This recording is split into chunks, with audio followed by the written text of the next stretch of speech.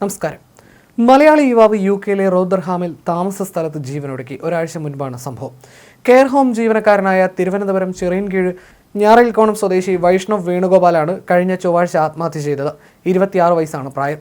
ജോലിക്കെത്താതിരുന്നതിനെ തുടർന്ന് care home ജീവനക്കാർ അന്വേഷിച്ചെത്തിയപ്പോൾ തൂങ്ങി മരിച്ച നിലയിൽ വീടിനുള്ളിൽ കണ്ടെത്തുകയായിരുന്നു.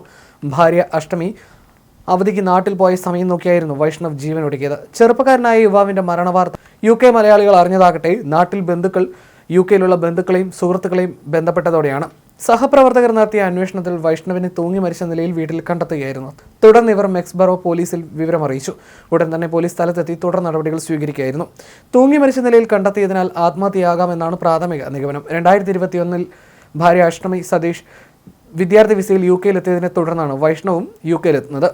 തുടർന്ന് 2 വർഷം മുൻപാണ് കെയർ ഹോമിൽ ഹെൽത്ത് കെയർ അസിസ്റ്റന്റ് വിസ ലഭിക്കുന്നത്. മൃതദേഹം ഡോൺകാസ്റ്റർ NHS ഹോസ്പിറ്റലിലെ മോർച്ചറിയിൽ സൂക്ഷിച്ചിരിക്കുകയാണ്. തിങ്കളാഴ്ച പോസ്റ്റ്മോർട്ടം നടക്കുമെന്നാണ് ലഭ്യമാകുന്ന വിവരം. ചിറയിൻകീഴ് ഞാറയിൽക്കോണം കുടവൂർ വടക്കേ വീട്ടിൽ വേണുഗോപാൽ ബേബി ദമ്പതികളുടെ മകനാണ്. വിഷ്ണുവാണ് ഏക സഹോദരൻ. യുകെയിൽ ഒരു ജോലി ലഭിച്ചതിനെ തുടർന്ന് സന്തോഷങ്ങളായി കഴിയവേ ഉണ്ടായ മരണം വിവരം അറിഞ്ഞതിലുള്ള ഞെട്ടലാണ് യുകെയിലെയും നാട്ടിലെയും ബന്ധുക്കളും സുഹൃത്തുക്കളും ഉൾപ്പെടെയുള്ളവർ. അതേസമയം ആത്മഹത്യയ്ക്ക് കാരണം എന്താണെന്ന് വ്യക്തമല്ല.